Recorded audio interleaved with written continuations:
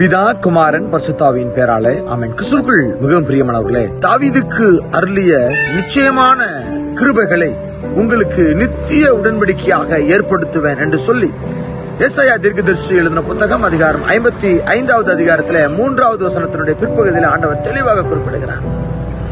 தாவீதுக்கு கொடுத்த நிச்சயமான உறுதியான கிருபைகளை தேவன் நமக்கு நித்திய உடன்படிக்கையாக, மாறாத உடன்படிக்கையாக, எவர்லாஸ்டிங் கொடுத்து வைத்த பிள்ளைகள் தானுங்க நம்ம. தாவீதுக்கு எவ்வளவு கிருபை அளித்தார் பாருங்க. அவருடைய வாழ்வு பிராயத்துல இருந்து எல்லா சூழ்நிலையிலையும் மிகுந்த இரக்கத்தோடு கூட நல்ல ஒரு மெர்சி அவருக்கு தாவீது கேட்டதெல்லாம் ஆண்டவர் கொடுத்தாரு. தாவீதுக்கு என்ன அவர் விருப்பப்பட்டாரோ அவருடைய இருதயத்தின் வேண்டுதல்கள் எல்லாத்தையும் தேவன் நிறைவேற்றினாரு. அதோட மிகப்பெரிய விஷயங்க, இருதயத்துக்கு ஏற்றவராக தாவீது இருந்தார். அதனாலதான் அவருக்கு அந்த நிச்சயமான கிருபையை அங்கே வழங்கினார். அது போல தாங்க நம்முடைய வாழ்க்கையிலையும் ஆண்டவர் தாவீதுக்கு கொடுத்த அந்த நிச்சயமான கிருபைகளை, அந்த கிருபையை நமக்கு நித்திய உடன்படிக்கையாக தருகிறார், எவர்லாஸ்டிங் உடன்படிக்கையாக.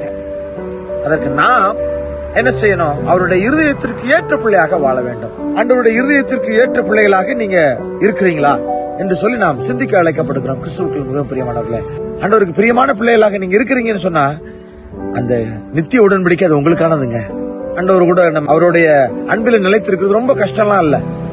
நாம் பாவம் செய்கின்ற பொழுது எசப்பா என்ன மன்னிச்சிருங்க என்று சொல்லி அவருடைய பாதத்துல நீங்க சரணடைகின்ற பொழுது அவருடைய நித்திய உடன்படிக்கையை பெறக்கூடிய பிள்ளைகளாக நீங்க மாறுறீங்க.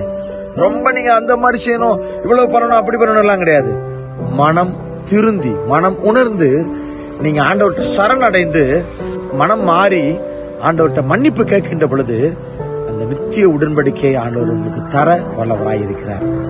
விசுவாசிக்கிறீங்களா? தாவீதுக்கு ஆண்டவர் அளித்த அந்த நிச்சயமான கிருபைகளை தேவன் நமக்கு நித்திய உடன்படிக்கையாக மாற்றச் செய்வேன் என்று சொல்லியிருக்கிறார். அந்த நித்திய உடன்படிக்கைக்கு நாம் ஆயத்தமாக காத்திருப்போம். ஆண்டவரிடம் மனம் திரும்புவோம். ஆண்டவருடைய பிள்ளையாக வாழ்வோம். கர்த்தர் தாமே நம் அனைவரையும் ஆசீர்வதித்து நித்திய உடன்படிக்கையை பெற்றுக்கொள்ள தேவன் நமக்கு உதவி செய்வாராக. ஆமென். God bless you.